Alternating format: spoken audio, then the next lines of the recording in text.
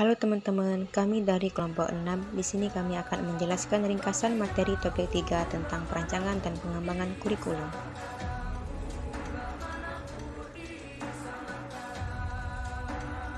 Baik, yang pertama ada pengetahuan diri siswa.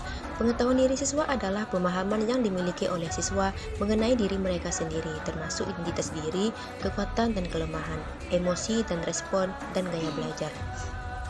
Sebelum kita melihat contoh konkretnya, berikut kami jelaskan terlebih dahulu pengertian dari beberapa poin tersebut.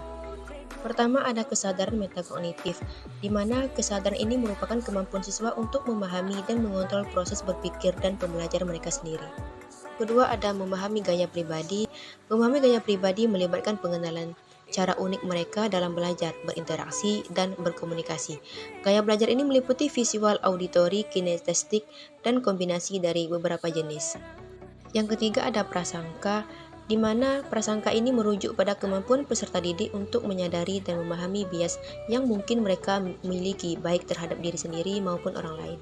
Kemudian pengetahuan diri tentang proyeksi, merujuk pada pemahaman mereka mengenai kemampuan dan potensi mereka, termasuk bagaimana mereka melihat diri sendiri dalam konteks pendidikan, karir, dan kehidupan secara umum. Kebiasaan pikiran yang membentuk pemahaman peserta didik sendiri meliputi pola pikir, sikap, dan cara siswa berproses informasi, serta pengalaman.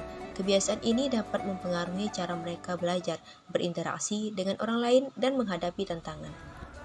Di sini ada contoh konkret bagaimana peserta didik memiliki pengetahuan diri sebagai bukti mereka telah memahami. Jadi di sini kami mengambil tema ekosistem materi jaring-jaring makanan. Yang pertama di sini ada kesadaran metakognitif.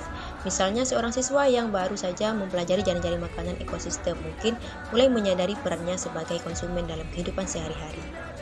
Kemudian memahami gaya pribadi, di mana mereka dapat membuat jurnal refleksi yang mencatat peran mereka dalam ekosistem, seperti sebagai konsumen atau produsen sambil merenungkan bagaimana pilihan makanan mereka mencerminkan gaya hidup dan nilai pribadi. Selanjutnya prasangka, mereka bisa melakukan kegiatan diskusi di sekolah tentang hewan-hewan yang sering dianggap buruk seperti ular atau kelelawar, dan sebagaimana prasangka ini mungkin mempengaruhi cara mereka memandang peran makhluk-makhluk tersebut dalam jaring-jaring makanan.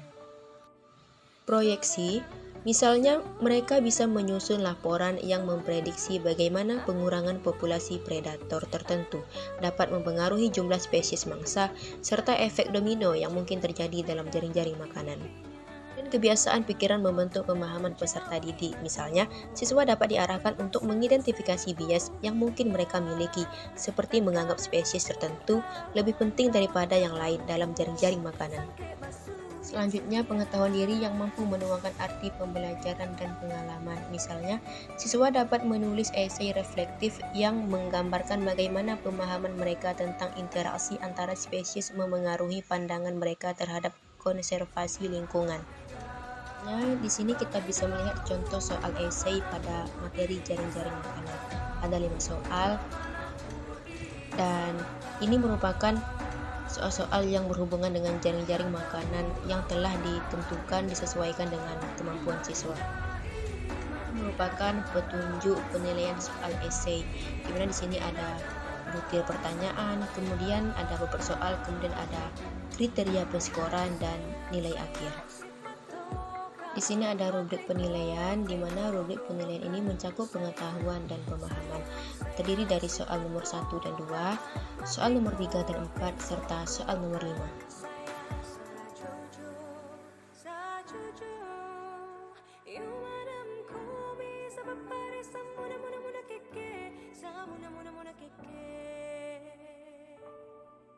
Soleram,